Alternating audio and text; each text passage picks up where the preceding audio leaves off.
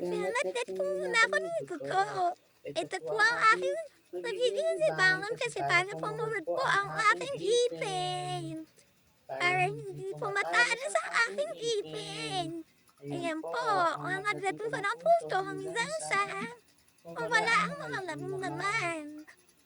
Para po may laruan ako. Ayan po ang aking laruan. Ang kuko yan, binigay ko kagabi sa akin ni Mami. Para po mainit na din ako.